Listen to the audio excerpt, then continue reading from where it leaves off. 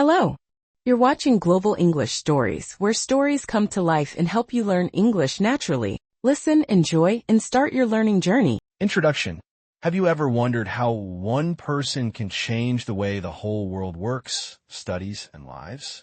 That person is Bill Gates. He is not a movie star, not a singer, and not a president. But his ideas and hard work helped to create the digital world we live in today. His story is about computers, business, success, failure, and a new kind of giving. Bill Gates was very curious from a young age. He wanted to know how things worked. When he saw a computer for the first time, it was like magic to him. This moment would change his life, and later, the world. This is the story of a person who became a businessman, a leader, and finally, a helper of the world. From classrooms to hospitals, from offices to remote villages, his work touches lives everywhere. Let's dive into the journey of a man who turned ideas into action and action into global change.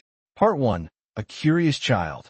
Bill Gates was born on October 28, 1955, in Seattle, Washington. His full name was William Henry Gates III. He came from a well-educated and supportive family. His father was a lawyer, and his mother worked on the board of many large organizations. They wanted Bill to work hard and become successful, but they didn't expect him to become one of the richest and most famous people in the world. As a child, Bill Gates loved books. He read everything he could find: encyclopedias, science books, history books, and even dictionaries. He was quiet but very focused. He did not like sports very much, but he enjoyed solving problems and learning new things. At school, he was one of the top students, especially in math and science. When Bill was 13 years old, something amazing happened. His school, Lakeside School, got a computer. This was very rare in the 1960s. Most people had never seen a computer before, but Bill was immediately interested. He and some of his friends, including a boy named Paul Allen, spent hours with the machine. They learned how to write code and make the computer do what they wanted. It was not easy, but Bill loved the challenge. He stayed up late at night and skipped other classes just to learn more about computers. Sometimes, he even broke some rules to use the computer for longer. He once hacked into the school's computer system to place himself in classes with more girls. Later, he apologized and offered to help the school find bugs in the system. This small joke showed his clever thinking and his deep understanding of technology. Bill and Paul Allen worked on different computer programs together. They liked to explore new ideas. One of their first projects was creating a program that could count traffic on roads. They called their small business Trafodata. It didn't become a big success, but it taught them important lessons about building something and working with clients. For Bill, this was only the beginning. At home, his parents noticed his growing interest in computers. They supported him, but also wanted him to enjoy a normal teenage life. They were a little worried because Bill was spending more time with computers than with friends. Still, they believed in his passion and allowed him to keep learning. His mother once said, "If you believe in something, work hard for it." That simple advice stayed with him all his life. Bill was not just smart. He was also competitive. He liked to win and often challenged his friends in games or class tests. This spirit pushed him to do more, learn faster, and stay ahead. At the same time, he didn't show off. He was serious, focused, and always thinking about how things worked. By the time he finished high school, Bill Gates had already spent thousands of hours programming. While other teenagers were going to parties or playing football, Bill was learning computer languages and creating software. He didn't do it for money. He did it because he truly enjoyed it. When it was time for college, Bill got into Harvard University, one of the most famous schools in the world. His parents were proud. They thought he would become a lawyer, like his father. But Bill had different ideas. Even at Harvard, he didn't stop thinking about computers. He kept talking to Paul Allen and watching the fast changes happening in the tech world. One day, Paul Allen showed Bill a cover of a technology magazine. On it was a picture of a small computer called the Altair 8800. This was the first time a computer was made for people to use in their homes or offices. Bill and Paul knew this was a big opportunity. They believed that soon everyone would have a computer, not just big companies or universities, but someone needed to write the software to run those computers. That someone could be them. This moment was a turning point. It marked the end of Bill's childhood and the beginning of something new. He was ready to take a big risk. He was no longer just a curious boy who played with machines. He was now a young man with a dream to change the world. Part 2. Dropping out to start up. At Harvard University, Bill Gates was surrounded by smart students and great teachers. But something was missing for him. While many students were focused on law, medicine, or business, Bill kept thinking about one thing: computers. He often skipped classes and stayed in his room, working on computer programs or reading tech magazines. He knew that computers were going to change the world. He just didn't know how fast. Paul Allen, his old friend from school, was also thinking about the future. Paul wasn't at Harvard. He worked in Boston, not far from Bill. They often met to talk about new computer ideas. One day in 1975, Paul came running with exciting news. A small company called MITS had just made a new kind of personal computer. It didn't have a screen or keyboard like modern computers, but it was small and cheap. Paul said, "This is our chance." They had no software ready, but they told MITS that they could build a program to run on the Altair. The company was interested, so Bill and Paul worked day and night to create a version of BASIC, a simple computer language. They had just a few weeks to do it. Bill skipped his classes and didn't sleep much. When Paul went to show it to MITS, it worked perfectly. The company was amazed. After that, MITS offered them a deal. They could license their software and build more programs. This moment changed everything. Bill now had a big decision to make. He could stay at Harvard and finish college, or he could leave and follow this new path. It was a risk. Leaving one of the best universities in the world wasn't easy. But Bill believed in the future of software. So he dropped out of Harvard in 1975. Together, he and Paul Allen started a company. They called it Microsoft, short for microcomputer software. At first, the name had a hyphen. They later removed it and called it Microsoft. Their office was small. They didn't have much money. They worked long hours, sometimes sleeping at their desks. Bill was serious, focused, and demanding. He wanted everything to be perfect. Their first goal was to sell software to small computer companies. Many new personal computers were coming out,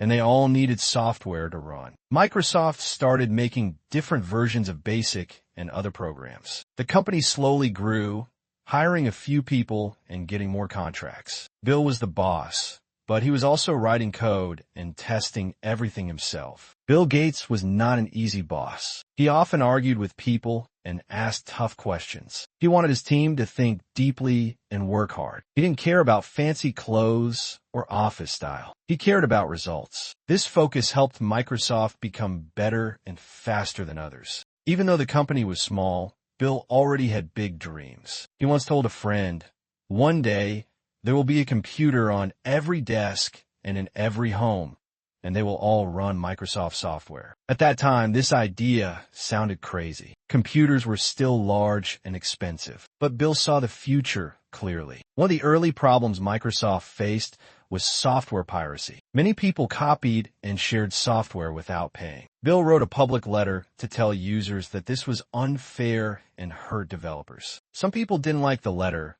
but Bill stood by his words. He believed that good software should be paid for, just like books or music. Microsoft moved its headquarters to Albuquerque, New Mexico, where MITS was based. But soon, they decided to move again, this time to Seattle, Bill's hometown. The company was getting bigger, and Seattle offered more talent and resources. Bill was still young, only in his 20s, but he was already becoming a sharp businessman. Paul Allen and Bill Gates continued working together. Paul was more interested in ideas and big-picture thinking, while Bill handled the business and details. They made a great team. Paul helped with future plans, and Bill made sure those plans happened step by step. By the end of the 1970s, Microsoft had become a trusted name in software. They were not the biggest company yet, but they were moving fast. Bill Gates had taken a huge risk by leaving Harvard, but it was paying off. He was no longer just a student or a computer lover. He was now the co-founder of a real company. This was just the beginning. The next step would take Microsoft to a whole new level. A new deal, a new kind of software,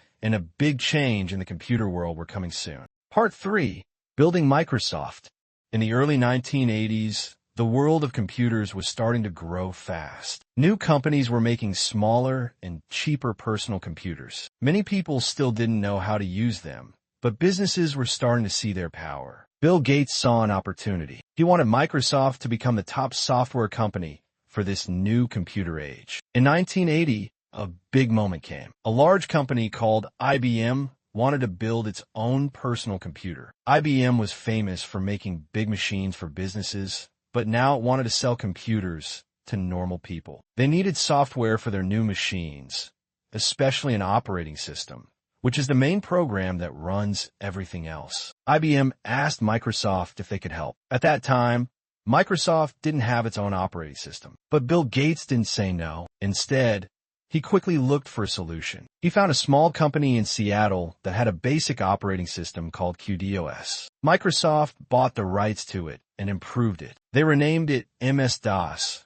Microsoft Disk Operating System. When Microsoft gave MS-DOS to IBM, they made a smart business move. Instead of selling the software for a one-time fee, they licensed it. This meant IBM paid Microsoft for every computer sold with MS-DOS. It was a bold idea, and it made Microsoft rich. As IBM computers became popular, MS-DOS was installed on millions of machines. Microsoft was growing fast, and Bill Gates was leading the way. Bill didn't just want Microsoft to succeed. He wanted it to win. He worked hard, often 7 days a week. He knew every detail about the company's projects. If an employee made a mistake, Bill noticed. He asked difficult questions and expected smart answers. Some people found him difficult to work with, but many respected his intelligence and vision. During this time, Microsoft also began creating other software. They made word processors, spreadsheets, and tools for businesses. These programs help people write documents, do math, and organize information. More and more people were using computers at home and at work, and Microsoft's software became part of their daily life. As the company grew, Bill started hiring more people. He looked for smart, creative minds who could help build the future. He believed in teamwork, but he also believed in pushing people to do their best. Microsoft became known as a place for talented people who were willing to work hard and think big. In 1986, something big happened. Microsoft became a public company. That means people could buy shares or small pieces of the company on the stock market. On the first day, the company was worth $61 million.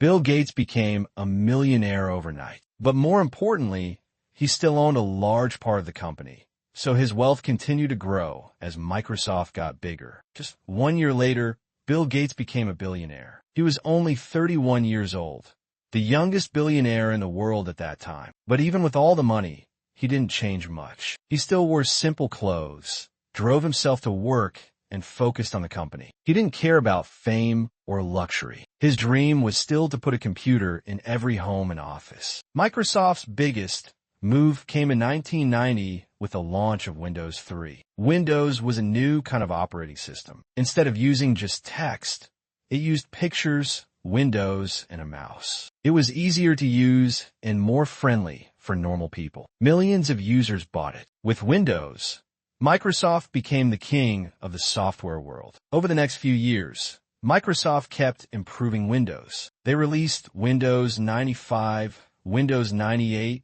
and many other versions. Each one sold millions of copies. Most computers in the world were now running Microsoft software. No other software company came close. At the same time, Bill Gates was becoming a powerful figure in technology. People started calling him a genius. Others saw him as a tough competitor. Some smaller software companies said Microsoft was too strong and didn't give others a chance. There were court cases and news stories about it, but none of it stopped Microsoft's growth. Bill was always thinking about the future. He started talking about a world where people use computers for everything, talking to friends, buying products, learning, and even watching TV. At the time, it sounded strange, but now we live in that kind of world. Bill Gates had seen it coming years before. By the end of the 1990s, Microsoft had become one of the biggest companies in the world. It had thousands of employees and offices around the globe. Bill Gates had turned his childhood passion into a global empire. He had gone from writing code in his room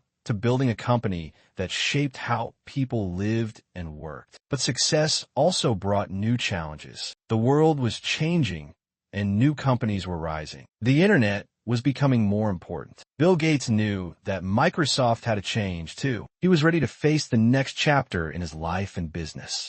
Part 4. Facing challenges and competitors. In the late 1990s, Bill Gates and Microsoft were at the top of the software world. Most computers used Microsoft Windows. Millions of people used Microsoft Word, Excel, and other tools every day. But the world was changing fast, and a big new force was coming: the internet. At first, Microsoft was slow to react to the internet boom. Small companies like Netscape were creating new programs to browse the web. Netscape's browser became very popular. People started spending more time online, and many thought Microsoft was falling behind. Bill Gates saw the danger. In 1995, he wrote a famous memo to his team. He said the internet was the most important thing since the personal computer. He called it the internet tidal wave. From that moment, Microsoft changed its direction. Bill made the internet Microsoft's top priority. Soon, Microsoft released its own web browser, Internet Explorer. It came free with Windows, which helped it spread quickly. Over time, Microsoft's browser became more popular than Netscape. But this led to a new problem: legal trouble. In 1998, the U.S. government filed a lawsuit against Microsoft. The case said that Microsoft used unfair methods to crush its competitors. The government believed Microsoft made it hard for other companies to succeed. The court case became big news. People around the world followed it closely. Bill Gates had to testify in court. He said that Microsoft was just trying to give users the best experience. But videos of his answers showed him being quiet, confused, or even angry. This hurt his public image. Some people began to see him as a tough businessman who wanted to win at any cost. In 2000, the judge decided that Microsoft had broken the law. The first plan was to split the company into two parts. But after more talks, the final decision was different. Microsoft had to change how it worked with other software companies, but it didn't have to split. Even so, the case left a mark on Bill and his company. Around this time, another change was happening inside Bill Gates himself. He had been running Microsoft for over 25 years. He was still young, but he had started to think about his future. He had made billions of dollars, but he began asking a bigger question: what can I do with all this money and knowledge? In 2000, he made a big step. Bill and his wife, Melinda, created the Bill and Melinda Gates Foundation. It became one of the largest charities in the world. The foundation focused on health, education, and poverty. They wanted to help people, especially in poor countries, live better lives. Even as he started the foundation, Bill stayed active at Microsoft, but he began giving more responsibility to others. In 2000, he made Steve Ballmer the new CEO. Bill stayed as chairman and continued helping with big ideas. Slowly, he was preparing to leave the day-to-day work of the company. During this time, new competitors were rising. Apple was coming back with new ideas and cool designs. Google was growing fast with its search engine. The world was becoming more mobile, and smartphones were starting to appear. Microsoft was still powerful, but it was no longer the only leader. Bill Gates watched these changes carefully. He had always been good at seeing the future, but now younger companies were moving faster. Microsoft missed chances in mobile phones and search engines. Google became the king of the internet. Apple made the iPhone and changed how people use technology. Even with these losses, Microsoft stayed strong. It still earned billions from Windows and Office. Bill was proud of what the company had done. He believed that Microsoft's work had helped billions of people around the world. In 2006, Bill made a big announcement. He said he would step away from full-time work at Microsoft. He wanted to spend more time on his foundation and global problems. People were surprised, but many also praised his choice. He had already done so much in technology. Now, he wanted to help people in a different way. Bill didn't leave Microsoft completely. He stayed on the board and helped with long-term planning. But his main focus became charity. He began working full-time to fight diseases like malaria and to improve schools and libraries. By the time he left daily work at Microsoft, Bill Gates had already changed the world once. Now, he wanted to do it again, not with software, but with kindness, money, and action. The world knew him as a computer genius, a businessman, and now also as a humanitarian. But his story wasn't over. Bill Gates still had more chapters to write in public health, education, climate change, and beyond. Part 5. A Life of Giving and Global Impact. After stepping back from Microsoft in 2006, Bill Gates began a new mission. This time, he didn't want to build software. He wanted to build a better world. With the Bill and Melinda Gates Foundation, he focused on problems that were hurting millions of people, especially in poor countries. It was a big change, but Bill took it seriously, just like he had with Microsoft. One of the first things the foundation worked on was health. In many parts of the world, children were dying from diseases that could be stopped with simple vaccines. In rich countries, kids got those vaccines easily. But in poor countries, they were hard to find. Bill wanted to fix this. He believed that every child, no matter where they were born, should have a chance to live. The foundation gave money to make vaccines cheaper and easier to deliver. They worked with companies, doctors, and governments to send medicine to Africa, Asia, and other places in need. One of their biggest goals was to fight malaria, a disease spread by mosquitoes. It kills many children every year. Bill helped fund research to create better nets, faster tests, and even a malaria vaccine. Health was just the beginning. The Gates Foundation also worked on education. Bill believed that a good education could break the cycle of poverty. In the United States, the foundation gave money to improve public schools, help teachers, and bring more technology into classrooms. In other countries, they helped build schools and train teachers. Bill also wanted to help people grow more food. In many poor areas, farmers struggled because they had old tools, bad soil, or no training. The foundation gave them better seeds, farming tools, and information to improve their work. This helped families eat better and earn more money. While working on these problems, Bill Gates met many leaders, presidents, scientists, and other rich people. He tried to get them involved too. One of the biggest moments came in 2010 when Bill and Melinda joined with Warren Buffett, one of the world's richest men, to start the Giving Pledge. They asked billionaires to promise to give away most of their wealth to help others. Many rich people joined the pledge. They said they didn't want to keep all their money for themselves. They wanted to make the world better. This idea changed how people thought about wealth. Instead of just making money, people were now asking, what good can we do with it? Bill Gates also started caring more about science and the planet. He saw that climate change was becoming a big danger. So, he began investing in clean energy. He supported new ideas like solar power, wind energy, and machines that could remove carbon from the air. He also wrote books about climate and shared his thoughts on how to fix the problem. Even though he was no longer running Microsoft, Bill still followed technology. He spoke at events, gave interviews, and wrote blog posts about science, education, and the future. People listened to him not just because he was rich, but because he had ideas, and he was trying to use his money for good. But not everything in his life was easy. In 2021, Bill and Melinda Gates announced they were getting divorced after 27 years of marriage. It was a surprise to many people. Even though their personal relationship ended, they both agreed to keep working together at the foundation. They said their mission was bigger than their personal life. At the same time,